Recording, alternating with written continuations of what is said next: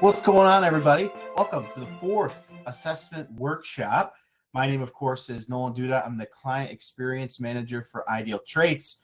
See me pop up on these assessment trainings as well as on Success Spotlights. So, of course, as the Client Experience Manager, I oversee sales, support, marketing, retention, and education, and have spent the last 6 years working for Ideal Traits, which has been such a blessing. So, a couple of housekeeping things here right off the top. In the Q&A section, I am going to put the registration link to Success Spotlight, which is happening actually on July 22nd of this month.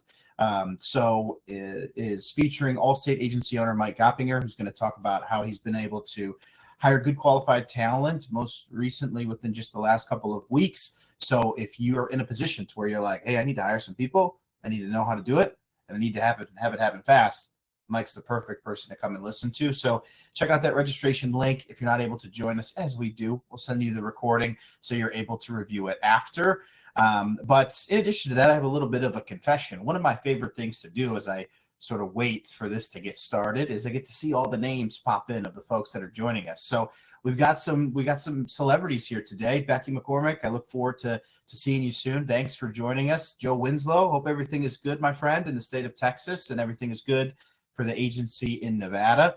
And of course, we've got some of Ideal Traits' very own, my good friend Keegan from elementary school, as well as Shane, of course, who is a popular mentioned person when it comes to Success Spotlight. But today, it's just going to be me. I know last month we had Brandy join when we talked about those persuasive and convincing personalities and how they can be obviously impacted within your office. So if you weren't able to join us for that one, want to learn a little bit more about persuasive and convincing, go check that out on the YouTube series. If you want to talk a little bit more about sales geared personalities and how that can implement into your office and affect it and what you kind of need to look for there, go check out that one. So if you guys need the link, just let me know. I can put that in there. But nonetheless, over the next, really, I don't expect this. I know the last couple we've done have been rather long. This one I don't expect to be too long, right? What we're going to talk about here is going to be interview questions and how it can relate, obviously, into the personality results that you all are taking a look at. So we'll go through that 20, 30 minutes as we always do. If you guys have questions, pop them in there. I can see them, I'll answer them, and I'll make sure to give you the best advice possible so that you can implement that into your office today. Today. So, all right. So I'll go ahead and share my screen. I do have a slide deck that's put together for you guys. So we'll go through some of those things. And again, over the next 20 and 30 minutes, we'll get into it. So let me go ahead and share my screen here so you guys can check it out. And then what we'll do is we'll hop right into it. So, all right. All right. You should be with me now. So what I'll do is pull up the slideshow. So again, what we're going to talk about today is interviewing with insight, using assessment results rather to customize questions, right? So what we want to do when it's on an interview, the common thing to say is that when you take a look at a resume, you take a look at an interview, the resume is really going to show you everything that you want to see, right? And during an interview, people can tell you really everything that you want to hear. We typically can fall into this trap, if you will, and I use the hand version of quotations to use the word trap lightly, right? Because again, we want to treat these interviews as conversations. Yes, we don't want it to really feel like an interrogation. So what we're going to do is we're going to frame the questions based off of the personality results that we're talking to. And we're going to go through how obviously you can do that. Now, if you're looking for a little bit more specific insight, like, hey, what should I do specifically for this sales leader? Or what should I do specifically for this nurturer? We're going to talk a little bit about the nurturer too. But anyways, when you're getting that specific, I do recommend scheduling a specific consultation, whether it's you want to meet with me, whether you want to meet with Brandy, any of our other support team folks, or maybe you want a little bit more of a personalized consultation with Shane or Faith. I would recommend subscribing to the virtual hiring assistant program because there's so many agents, which like you'll hear from Mike here later this month, who will tell you that those consultations where you're breaking down the assessment and taking a look at interview questions can make a massive difference in your process and the success that you see within it. So first thing, we'll go over some of the objectives that we're going to go through. If you read through, I suppose, the description of this event a moment ago, you're going to see these same objectives that we're going to go through, right? So understand how to translate assessment scores into meaningful interview questions. That's going to be the first thing that we do. We've covered a lot. So if you followed along and that you've been very religious with attending these sessions, so this will be the fourth one, you sort of got the breakdown from initially how to interpret the assessment and then sort of breaking it down further from the sales and the persuasive and convincing side of it, right? So we're going to translate. I have some assessment examples that are provided that will break down. If you guys are up for it and you're willing to engage, we'll have you guys create some questions and we'll sort of walk through those and talk through those and see what we can do there. Next, we're going to learn how to ask behavioral questions aligned with personality traits, right? So we're going to take a look at the strengths within certain personalities. If we focus on the persistent, another one that we're going to talk about today, of course, because it's my favorite, biased, but yes, it's my favorite. We're going to go through taking a look at the persistent. So you'll see that the motivation drive is the most dominant trait. So how can we frame questions for the persistent that fuel into that behavioral side of things, right? Both strengths and weaknesses, because yes, persistence, although they are the best, they do have weaknesses too as well. We're going to identify coachable candidates, right? So this kind of can delve a little bit more into the problem solving portion of the assessment too as well. So you do have the capabilities within your ideal traits account to customize whether you want people to just take the personality, maybe just take the personality and problem solving and leave out the short answer. I do highly recommend that you continue to use the problem solving to your advantage, but I do believe for folks that maybe haven't used ideal traits as long, it is something that is oftentimes overlooked. So I don't necessarily have a slide for the problem solving, but what we will do is talk about it, because I do think that if you see somebody with a problem solving score of maybe 5 out of 15 versus someone who has a problem solving score of 12 out of 15, you're going to see a substantial difference in their independence, their coachability, their learning style, and really just overall potentially how good or how productive of an employee they are. Then on 4, we're going to use interviews to validate and expand on assessment insights, right? So you'll hear me say this a couple of times, as you've heard in the past 3 sessions. The assessment should not make or break your hiring decision. Now, do I feel that a researcher is a good fit for an outbound cold calling position? No, right? But it should not completely fold into your decision, right? If you have a sales leader and a salesperson who are both applying for a sales role and you're trying to determine who's the best candidate to hire, they are both good fits from a personality standpoint, right? But you need to really get all of the information to be able to form it. And at the end of the day, if your gut tells you that the salesperson is probably going to work out better than the sales leader, you're going to have more confidence. You're going to have more belief in that individual. So then you use their personality result as a guide for what you can expect from them from a strengths and weaknesses standpoint, but also use that result to understand how you can best support them and obviously where you need to hold them accountable. Okay. So never, if anybody in the assessment world or arena tells you, hey, this is all that you should rely on in your hiring decision, they're giving you bad advice, in my opinion. So if you have more questions about that or want some more insight there, or want me to explain it further, I'm happy to. Feel free to throw in a question about that, and I'll get to the questions once we finish up with our slide deck here. So first thing, before we really jump into the content of this, I want you all to sort of think about this question, right? Because you're here, it's July 4th weekend. I can't believe I didn't mention that in my little intro. Thank you for being here on July 4th week, rather. But it's July 4th week. We're halfway through the year. It's officially July 1st. This is the smack dab in the middle, right? So this is where we think about what we need to do in the next 6 months to be able to get to our end of the year goals. Hiring is going to be a massive part of that. I know that, you know that. Hiring is hard. It's always going to be hard because it's the greatest return on investment that can be possible for you. So as we go throughout the session, throughout the next 15 to 20 minutes, this is what I want you to think about. What is one thing, just one, you'll change or try in your next interview based on today's session? That's what I want you to be thinking about. What can you pick up in the next 15 to 20 minutes that you can implement into your next interview that will make a difference for you for the better? And it could just be simply asking more behavioral-based questions, right? I'm going to show you guys the template that I use that has a list of all of the interview questions that I will go through when I interview people at Ideal Traits. And it is the questions that I recommend to people too as well. And then we'll also show you how to get to the resources provided within Ideal Traits to provide you more interview questions too, okay? But again, think of this, one thing. If you find 3 or 4, fantastic, right? And maybe if you're up for it, when that one thing sort of has that light bulb moment in your head as we go through it, throw it in the Q&A so then I can mention it later because somebody else might benefit from it too that might have missed it. But anyways, we'll move on from there. So talking about scores, as we've gone through the assessment, we understand that we have really we have the performance index, right? So it's going to be the motivation and drive, the persuasive and convincing, the structure and routine, the thorough and compliance. And then we have the self-perception, the under pressure, as well as the others perception, right? So as we've talked about, the one that we're going to pay attention to most in terms of category is going to be the under pressure, right? That's what we can expect from people when push comes to shove and their real personality really comes to light, okay? So a couple of things as just really reminders and as we go through this, high and low scores, right? So nobody is ever going to be 100 out of 100.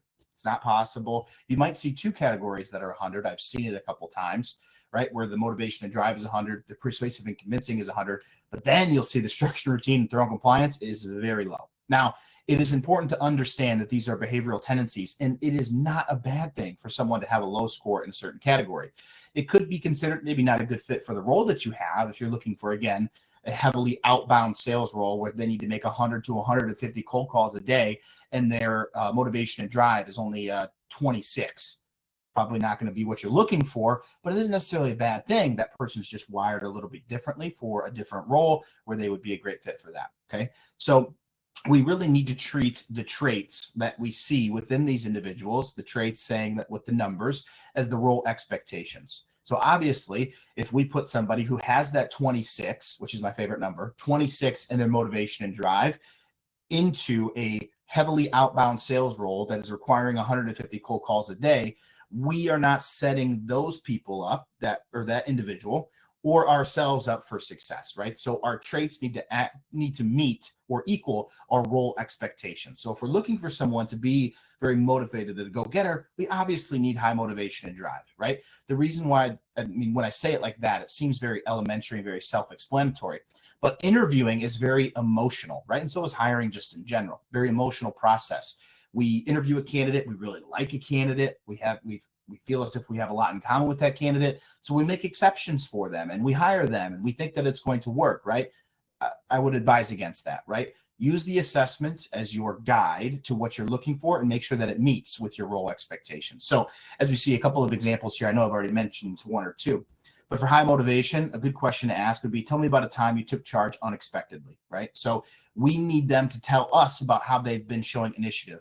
We'll break down based off of the STAR method when it comes to interview questions, how this sort of works and why the question is good. And then for low persuasive and convincing, right? Folks that maybe aren't as personal or as extroverted and maybe don't really succeed as much when it comes to building relationships from a cold start. How do you connect with clients if you prefer to work alone, right? So what are they going to be able to do to step outside of their comfort zone? Maybe a good answer to this would be, well, I see connecting with, faith as a means to I need to do that in order to accomplish the task. Well, I'm going to do what it takes to build that relationship with faith in order to progress down the path of accomplishing what needs to be done in order to fulfill the task, right? So again, two good questions as sort of examples to start out. So taking a look at the nurture, this is a personality we just took a look at last month in the month of June, but we're going to take a look at it again, okay? So we see that the most dominant trait is going to be, the most dominant trait is going to be the persuasive and convincing, with it being the highest. And then we also have high structure and routine. So something that, if you remember from sessions in the past, you have your motivation and drive and your thorough and compliance are going to dictate those individuals that are task-oriented. So those are task-oriented traits. Your middle two categories are going to be your relationship-oriented, okay? So what we can see from this specific personality, which is Kelly, bless her heart, we'll talk about Kelly here in just a little bit, but persuasive and convincing, structure and routine, that's going to dictate our relationship personality. So as we talked about, and mostly if any of you have nurturers in your office today, you know that they are the people pleasers, right? So they will do what it takes to make people feel comfortable, right? They'll hug you through the phone. They've got that warm, nice voice that makes people just feel good, right? They are the people pleasers. So very relationship-oriented personalities, as you can see. Middle categories, persuasive and convincing, structure, routine, 82-79. Motivation and drive, thorough and compliance, task-oriented, 39-39, right? So as we talked about in June, a good reminder here is to make sure you keep them on task, right, with accomplishing it, and don't overly focus on the personality. So a couple of questions that would be good for a nurturer or for someone who is heavily focused on relationship-oriented, right? I have two questions here for you. One question would be, have you been in a situation where the facts required you to deliver bad news? And what did you do? right? Again, they are very, very focused on being very hospitable, very accommodating, and very people-oriented. So delivering bad news can be a difficult thing for a nurturer to do. So asking them questions like this can allow you to sort of get beneath the surface and understand sort of what makes them tick and what can make them uncomfortable, right? Because if they need to make a difficult conversation or have a difficult conversation with an insured, this could be something that may come up as a difficult challenge for them. And you may see a lot of hesitation when it comes to making that happen, or reluctancy, of course, as they call it. Okay. Another question. Have you ever bent the rules when assisting a customer? Tell me about the situation and outcome, right? Again, very largely based around them being people pleasers. So when is a time that you bent a rule to make an exception to make sure that the client was happy? You went out of your way to make sure that they're happy. What did you do? Tell me the situation and how. Sometimes when asking this question, you may get some things that can underlie some issues that may be possible for you later down the line. If someone made like this crazy exception for a client that they had, I am a believer in being, again, very hospitable and accommodating. I think that that's going to go a long way towards obviously generating revenue, but then also retaining it and keeping that retention percentage probably in that 80 to 90 percentile where we oftentimes want to be. So again, just underlying issues beneath the surface, right? We want to talk about some of their strengths, some of their weaknesses. We understand that they're people pleasers, right? So what can we do to talk about situations where they may have been uncomfortable or may have been met with a challenge? These are going to be more behavior based. Okay. Now let's talk about this persistent, right? No one do it.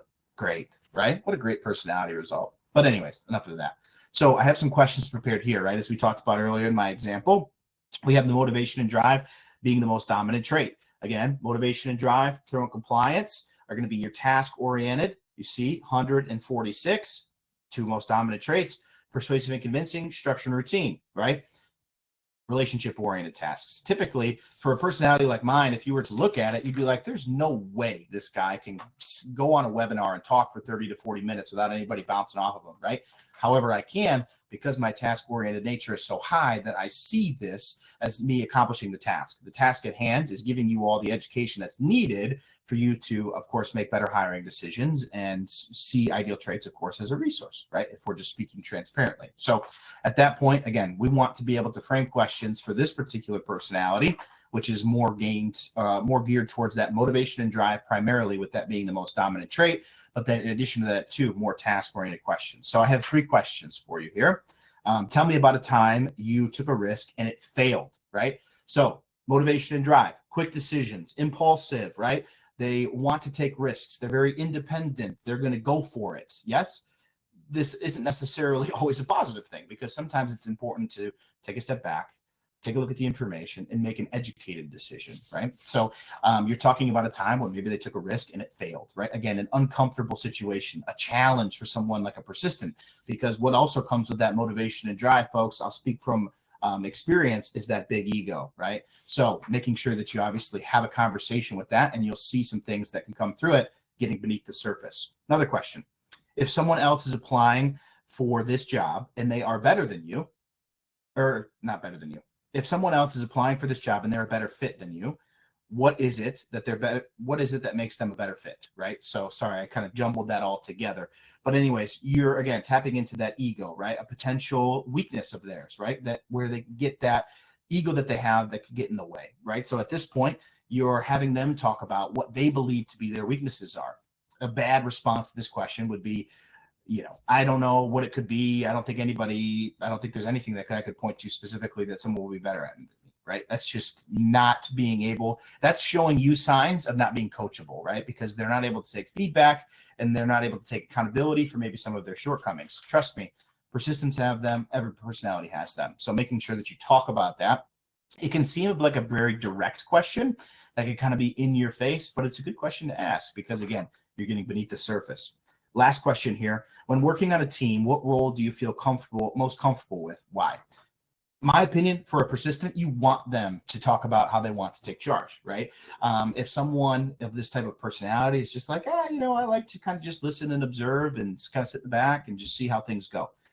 They're probably just telling you what they think you might want to hear, right? Because typically for these I mean, for the persistent for sure, but then for sales personalities in general, these are people that lead from the front, right? They want to take charge. They enjoy having and being in control. So what you're looking to do is you're targeting a question that is behavior-based towards their strengths, right? So you want them to take that charge and to show that confidence. This is where they sort of take that ego, and instead of being cocky, they show you how they can be confident in a controlled setting, right? So again, another question that's behavior-based that can tie into the motivation and drive. So all three of those questions that I just shared for the persistent all are relevant to that most dominant trait, which is the motivation and drive, right? The ego, the confidence, the self-interpretation, right? All these different things. Are they able to reflect and look inward to be able to take some accountability, or do they just see themselves as a shiny diamond that you'd be lucky to have, right?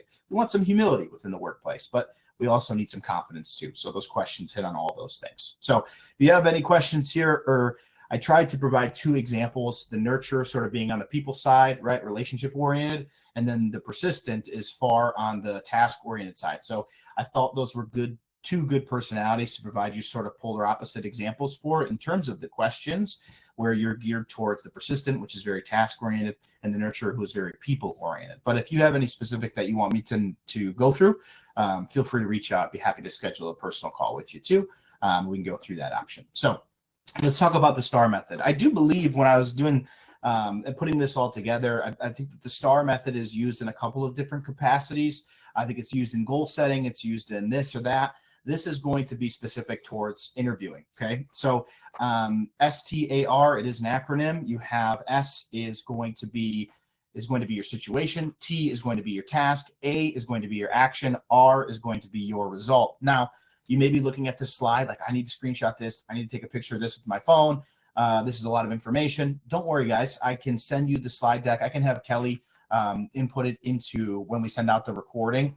And I'll have more information about that towards the end. But again, don't feel the need to write all this down or take a picture of it. If you want the slide deck, I can provide you with the slide deck and give you the stuff that's in here, as well as my speaker notes that are provided in here too, as well, that I just written down on the paper because I feel that's a better way to do it. But anyways, so for the STAR method, so for S, situation. So this is where we're looking to set the context for the story, right? So the example prompt, as you can see here, is tell me about a time when, right? So it could be tell me about a time when you took a risk and it didn't work out, right? What we just heard with the persistent, yes? And then the response would be, at my last job, we had a major system outage just before a client presentation, right? So again, you're setting the context of the story and making it specific. I think that that's the S that's used for the goal setting, is specific. Same thing here. We want the situation and we want it to be specific. The T is for the task, right? So we want it to be, I guess, again, to use the word specific to the responsibility or the task, right? So specific responsibility or goal the person had in that situation. So we're taking the situation. Now, what was the goal or responsibility? As the lead on the project, I was responsible for getting the system back online and updating the client, right? So at my last job, we had a major system outage just before a client presentation.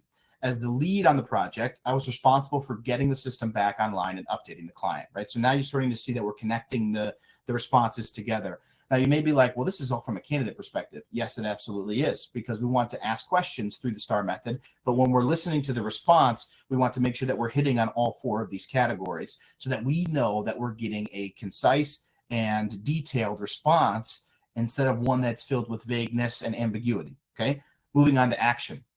Describe the steps the person took to handle the situation. Focus on what they did, not the team, what they did individually. I contacted IT immediately, kept the client informed, and prepared a backup demo from saved files, right? So they took action, and they specifically talked about the action that they did and didn't speak in vague terms, okay? And then for results, right? Share the outcome. Ideally, this is a positive result or a lesson learned, right? So as Kevin Molnaric would tell me, you're either winning or you're learning, right? So we want to make sure that our interviews are framed that way too, as well, as sort of, I guess, a nugget example here. We don't want somebody that's kind of resting on their laurels or talking about overly negative things, because then it sort of brings a weird vibe into our office and to our company culture that we work so hard to obviously protect, right? We want positivity, right? If someone made a mistake, it's like, okay, well, tell me about how you learned from that. It's a good follow-up question that you can ask when that situation presents itself. But again, share the outcome. Ideally, it's a positive result or a lesson learned. The client appreciated the transparency, and we closed the deal a week later, right? So when we use the STAR method, situation, task, action, result, this is what we're looking to hear. But we also need to use this system or this method to frame questions, right? Because are we allowing vague responses just by the way we're asking questions? This can come from the framing of it as well as the tone that we're using in the interview, right? Equally as important, because ourselves as interviewers, we need to make sure that we're giving the candidates a fair shot and to answer the question the way that they would like to, which is through this method, hopefully, if we've designed it that way. Okay, so if, again, you want more information here, I do encourage you to look up the STAR method too if you need more information, I suppose, in detail. But STAR method is used in a couple different capacities. This is a really good one when it comes to asking questions and providing good questions and allowing a space for quality responses, right? And if you're not getting the quality that you need to be comfortable with asking for more detail or explain this a little bit further, okay? So coachability. I put this in quotations. Again, I'm using that quite often here in this session, but I did that because I don't actually know if that's a word, right? I think it might have to be hyphenated. I'm not sure. But anyways, so coachability, when we go through this, what we're looking for. I mentioned the problem solving a little bit ago, okay? I strongly recommend reviewing this every single time that you go through this process. And typically for your problem solving, salespeople or folks with sales or personalities that are more geared on the sales side, I suppose is a good way to frame it. You can sometimes run into the situation to where they just speed through the section because they get frustrated or annoyed with it, right? So my recommendation is not to make a hiring decision based off of the problem solving, whether it's yes or no, obviously, as I mentioned with the personality as well. But what I would recommend is if you see a low score there, you call it out. And you don't call it out like in an embarrassing way, but you're just like, hey, Nolan, I saw that you scored a 5 out of 15 on the problem solving portion of the assessment. Can you tell me a little bit more about the difficulty that you had there, right? And if they're just like, yeah, I just didn't know what the hell I was doing, then you might have an issue there when it comes to problem solving and critical thinking, right? Which are two important constructs, in my opinion, when it comes to being coachable and having obviously the understanding and self-awareness of moving forward. So coachable, self-aware, growth mindset, open to feedback. That's what we're looking for. We want people who are on an interview and at the end of the interview, they're asking for your feedback then, right? That's a good way to show self-aware, growth mindset, open to feedback. However, be careful there because, again, it could just be people telling you what you want to hear because it's oftentimes a recommendation that a lot of interviewers will tell candidates to do. So don't, again, be like, wow, this is the best thing ever if that happens, but it is a good thing, I would say, right? Because at least they're prepared. Red flags, defensive, blame shifting, unwilling to learn. We see this. We know this. We've hired people that are like this. It is brutal. And I'll go into here just a second, talk a little bit about that. And then, of course, a sample question as I provide. Describe a time you received critical feedback. How did you respond? Okay. So this is the little triangle that I use when I go speak at insurance events, conventions, whatever it may be, whatever have you across the country. This is one of my favorite things to talk about. And it was actually originally brought to me by Andrew Filer, who's an Allstate agent in Georgia. And he talked through this on one of his newsletters that he produces every week. If you're not subscribed to his newsletter, I do highly recommend it. Look him up. He is the best. But anyways, so the way that this process works is you have a triangle. Of course, we know that triangle has 3 sides. And here's your tip. You're going to only be able to pick 2 things, right? So the first one you have reliable. So it's someone who shows up to work every day. They're on time. They get their tasks done at a reasonable time or on deadline. And you really never have to worry about them letting you down, right? Next one is going to be proficient. So they're good at their job, right? We consider this to be maybe our best salesperson. It could be considered to be our best service person, really good at cross-selling and upselling, really good retention percentage, et cetera, et cetera. And then our third one is going to be that they are enjoyable to work with, okay? So oftentimes the frustrating part about hiring is that you will find somebody who is reliable, right? They do what they're supposed to do and they do it on time and they're good at their job. However, unfortunately, they're not enjoyable to work with, right? So when I say pick 2, it's to sort of talk about sort of the reality that may be present within your hiring process, right? To have the mentality that you're always going to be able to find the A+ players could be a habit or a thought process that could make hiring very frustrating for you, right? Because there is a place for A- or B+ or B, right? And we sure most likely have some of those within our office today. And that's fine, right? Because we need them, right? Not everybody can be an A player. That's just unfortunately the reality of the situation. So what you're forced to do is you're forced to pick 2 here. Now, I usually get laughs when I talk about when I'm in an in-person event and I give this presentation. People laugh. Unfortunately, I'm not able to see you all, but I just assume that you're laughing for my own self-confidence. But you'll have reliable, you'll have proficient, but they're not enjoyable to work with. What oftentimes happens to these folks is they either quit or they get fired, or God forbid, they stay at our office long enough to push our good employees away that may be proficient and enjoyable, reliable and enjoyable. And those people decide to leave because we have somebody who's reliable and proficient, but not enjoyable to work with, who becomes sort of toxic within our office, right? So the reason why I bring this up, because you may be like, this isn't necessarily relevant to assessments. I don't get why you're talking about this. The reason why I'm doing that is because through these behavior-based interview questions, you are able to pinpoint situations where you're able to see maybe someone's not as reliable as they perceive themselves to be. Maybe they're not as good at their job as they make themselves to be, or maybe they're just not an enjoyable person, right? Again, back to that negative attitude that people can have, right? So when framing your questions around being, of course, open-ended, obviously, but then in addition to that too, through the STAR method, they have detail, they have tasks, they have all of those different things that we just talked about. It allows you to uncover sort of where you can expect these individuals to fall when it comes to these three categories. And oftentimes, again, a majority of the people will only fall into two categories. You may have a really great salesperson that everybody loves, but they just, for the life of them, can't show up to work on time. But you make an adjustment and you accommodate because they're so good at their job and they're so beloved within the office. Or you could have somebody that's incredibly reliable. They show up, they meet deadlines, they're really enjoyable to work with, but unfortunately, they're not the best of employees, but they're still good, right? So again, when you're considering this, if you want more information here, or you want to talk through this more, I'm always happy to, right? So when we talk about validating, and again, I know that I said 20 to 30 minutes, it's already 2:30. I just love talking. So here we are. But anyways, I'll work to kind of get to your questions here in just a second if there are any. But again, if you have them, throw them in the chat so I can get them answered.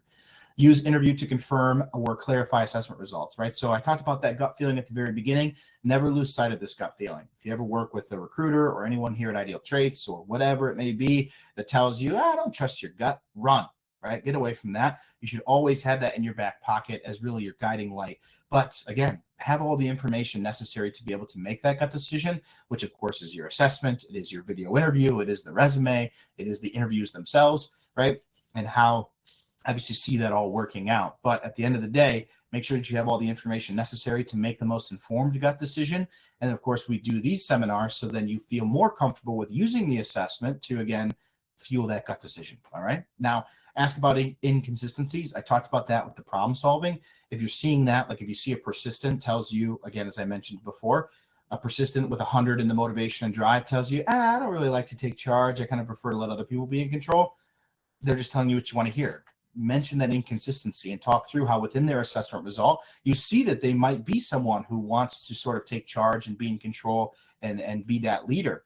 So you see that as, again, an inconsistency, and I recommend reaching out about that. So we have some examples here. You scored high and relaxed. How do you stay motivated under tight deadlines, right? So this is a good question to ask. I know the relax is sort of a vague term. We can apply that in a specific personality part. Next one is assessment shows high structure, but you mentioned liking chaos. How does that work for you, right? So sort of another example very closely related to the motivation drive and the persistent would be assessment shows high in structure, but you mentioned liking chaos. You might hear this more often within a sales interview where you see someone has a high structure and routine, but they're like, oh yeah, I'm super spontaneous, go with the flow. You know, it is what it is type of mentality. And you might see this within their self-perception or within their others' perception. But when it comes to their under pressure, you can see that they like to be, stick to the script, structure, and, give me obviously a procedure that I need to follow, an environment that is predictable, right? So a really good example here to sort of follow up after that persistent one I gave earlier. Now, some techniques, just ask for follow-up or ask follow-ups, right? So if you're not getting that precise or enough information within that first response, use the STAR method and ask the follow-ups, right? Figure out which information is missing and then go after that, right? And ask specific questions towards that. Listen for alignment in tone and story, right? We don't want somebody who's just going to be monotone. We want somebody who is confident with their responses. Typically with confidence, you see, typically you'd be hand gestures if you're someone like me, or it could be a fluctuation in voice and just overall confidence in a quick decision-making when it comes to that story.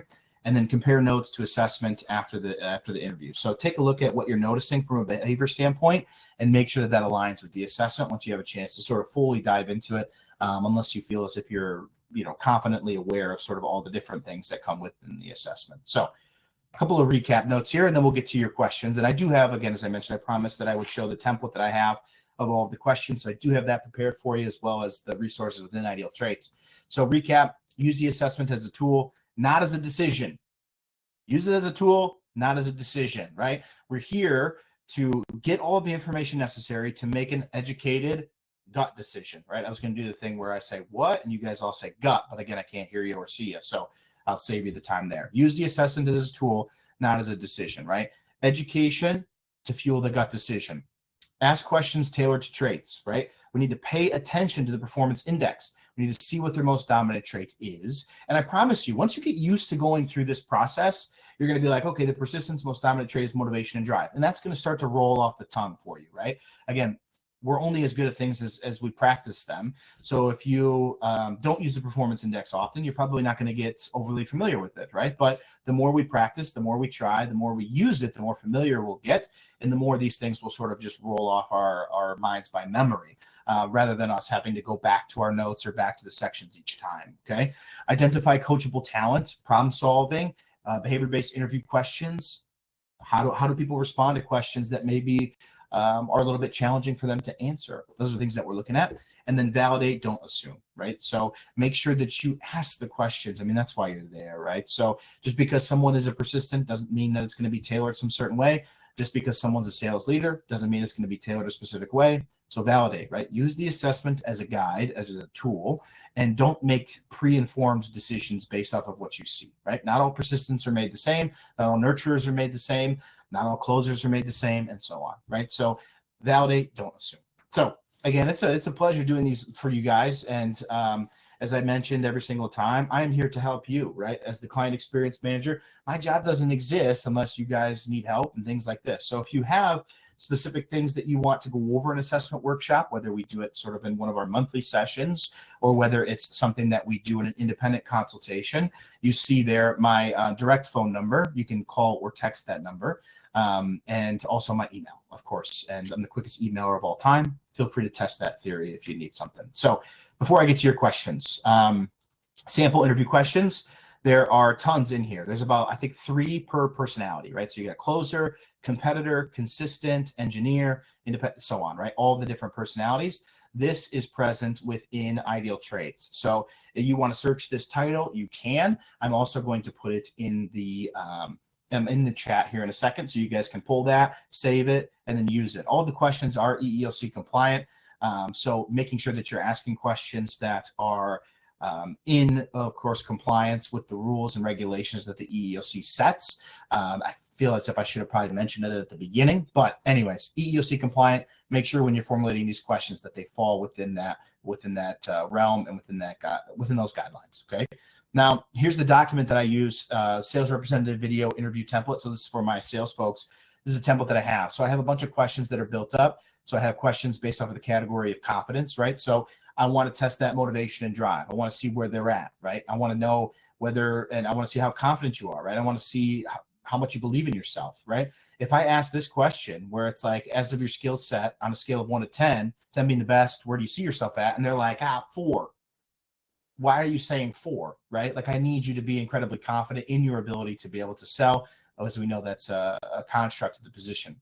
My next category is going to be resilience, right? So communicating with conviction is sort of the subcategory there. So one of the questions that I love is behavior-based. Can you give me an example of how you influence people of your way of thinking? One of my favorite responses that I did during an interview was a young lady told me about a story about how she convinced her parents to start putting silverware in their dishwasher upside down instead of the right way up. So like a spoon, right? Like you can imagine this be a spoon, or I might have one. Yeah, I have a plastic fork here. So like with a fork, of course, like they were putting it this way, and she convinced them to do it this way. I don't really necessarily remember the specific reason for why that was her way of thinking, but it was a really good story that she told with confidence and conviction. And I was like, this is like crazy that like you're super passionate about this. But it showed me that she obviously had the ability to be able to be passionate and be able to be convictive. Next is active listening. Sorry, that was kind of a tangent, but I did like that question. It just came to mind. Active listening, another core construct to being successful in sales. So another good question is, what would you say if a customer told you, I've already talked to someone from your company and told you I didn't have time for you guys? You might see and hear this a lot in the insurance space, right? Especially as you're calling winbacks or you're doing this or you're doing that, right? You're purchasing internet leads. So it's a really good question to ask, right? And it talks about how they're able to handle it shows if they're able to be empathetic, at least to a certain extent. But then in addition to that too as well, it shows their ability to sort of battle an objection. So getting a story from there is a really good question to ask. Street smarts can be knowledgeable on a wide range of topics and not awkwardly or socially awkward, right? So another good question, what is your comfort level if I told you to find your own pipeline, and how would you begin to start that pipeline for yourself? I don't particularly enjoy this question. I don't ask it every time because I don't want the candidate to think that they have to do that as a part of this role. So usually I would lean more towards this question, right? What motivates you outside of money in a workplace setting? What would make you feel motivated day to day? I want them to tell me really what drives them. And money is sort of the basic answer for sales, but I want someone to tell me about their family. I want them to tell me about the goals they have for the next 10 years, whether it's buying a house, getting married, having kids, doing this, doing that, right? I want to hear those things and I want to know what drives them. So then as a manager, I can obviously work to help them accomplish those goals. But in addition to that, I have, of course, as you can see here, a list of so many questions that I love to ask. I do not, let me be clear, I do not ask all of these questions in an interview. In fact, I probably only ask 2 or 3 of these.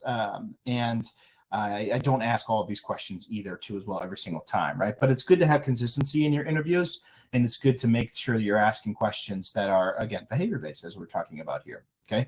So if you want some of the questions from here, I'd be happy to share them with you too as well. These are the ones that I use here at Ideal Traits. It can be really helpful to you, right? But again, you sort of see some examples of how I have this broken down and how I go through them. So hopefully, again, that helps. So I do see that we have a ton of questions that are in here that I'd love to get to now. And if you have any that pop through, actually, before I do that, let me make sure that I throw this article in here for you guys.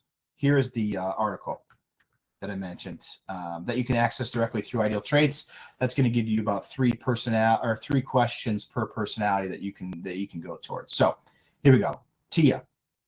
So would a low number in motivation and drive mean they could be very hesitant, shy personality in certain situations? I would look more towards the persuasive and convincing when it comes towards things like shy. But I wouldn't necessarily say that. I would say that they may be a little bit hesitant to make a decision without having all the information, and they may lack a little bit of confidence, so they might need reassurance in that decision. But that doesn't necessarily mean it's a bad thing, Tia, because you may have somebody that is making the right moves. They just need you to sort of give the sign off to make things happen, right? So again, not necessarily a bad thing, but I wouldn't say shy, but I would say hesitant is a good way to describe it. They don't necessarily have sort of that confidence to just make quick decisions without, again, having all the information.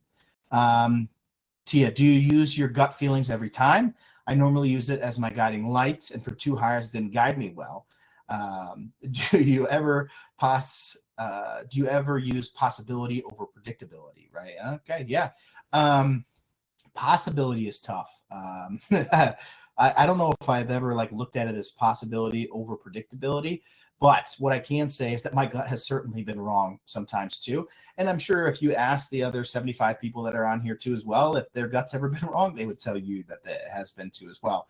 The fun thing with working with or hiring and working with people is that there is no guarantee in people, right? So our gut could be telling us one thing, all the information could be telling us one thing, and then something could go wrong, right? If you were on Success Spotlight last month, I talked about how I hired 3 people on June 2nd and lost one of them the first day because unfortunately, someone in his family has their leukemia had resparked, right? There's nothing I could do about that. And that really doesn't have anything necessarily to do with my gut decision, right? But it can be very frustrating when it comes to that. So hopefully that helps, Tia. And I see you do have another question here. Should we use the under pressure number as the main number when deciding on hire? Yes. So the under pressure category should be the one that you focus on the most. You shouldn't completely disregard the self-perception or others' perception, but under pressure is going to give you the most realistic look at their personality as it truly is. So yeah, yep. Becky, thanks, Becky. It's good to have you here. We missed some of your prior webinars on the assessment. Is there a way to go back to view them? Yes. Let me get the link for you, Becky. And for everybody else that may be wanting to go back to the other sessions, And I will also put this in the chat too as well, past assessment workshops.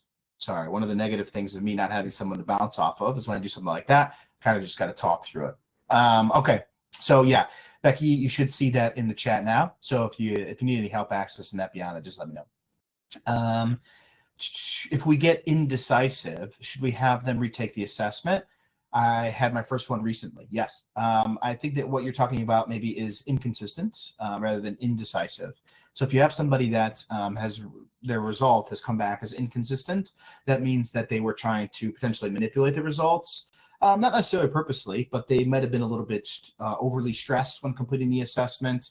Maybe they're putting a lot of pressure on themselves to get a new opportunity. They see the assessment as a pass or fail.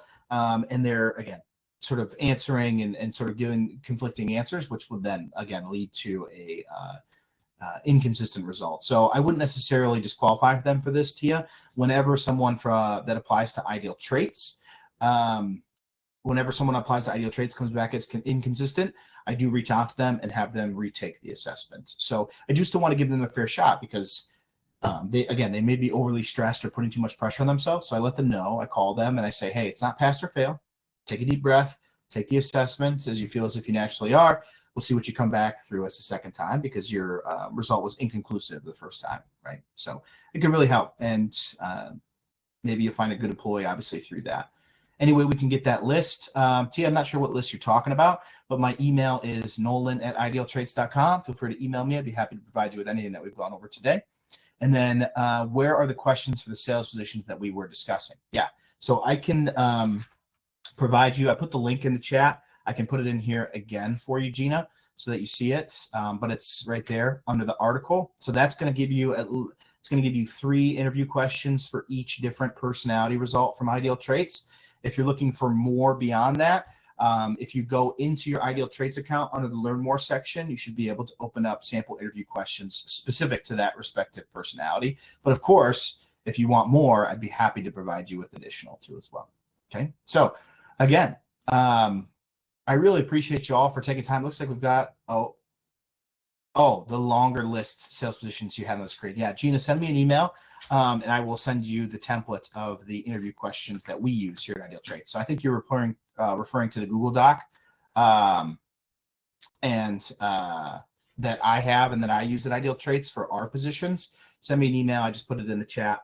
Feel free to reach out. I'd be happy to send you the PDF version of that. Okay, so all right, awesome. Well, we got all the questions answered here. Yep, and I'll send you the slides. April, same thing. If you want to send me an email, then I can get it to you right away. If not, it'll be included when we send out the recording. Now, something to mention, the recording will be a little bit delayed getting sent out to you. Kelly, who does a great job in putting together the descriptions for these events, putting together the webinar, sending out the marketing to you all so that you can register, and putting together the recording, putting it on YouTube, and then sending you the email so that you have it, is out on vacation for the week, obviously for 4th of July. And she actually just became an aunt for the second time on Saturday. So I just put Kelly's email in the chat too as well. If you have a second, show her some love and send her an email and tell her congratulations on becoming an aunt for the second time. I know that she will really appreciate it. She's been with Ideal Traits for 4 or 5 years now. And again, assessment workshop, success spotlight, those things wouldn't happen without Kelly. So please take a second, if you don't mind, send her an email. If you need anything from the webinar, whether it's the questions, the slides, whatever it is, send me an email or give me a call. And if you, of course, need to, again, schedule a consultation, reach out to us, myself, Brandy, our support team. If you want to work with Faith and Shane, reach out and inquire about our virtual hiring assistant program. But again, 4th of July week, I greatly appreciate you all for joining. Hopefully you were able, as we talked about, to get one thing that you're able to implement into your next interview. So then you can obviously move in the direction of making those be a little bit better and warrant some better results for you. So I'm always happy to help you. I'm incredibly appreciative of you all for being here. And if you need anything, feel free to reach out. All right. We'll talk to you on July 22nd for Success Spotlight with Mike Gottman. Thank you. Have a good day.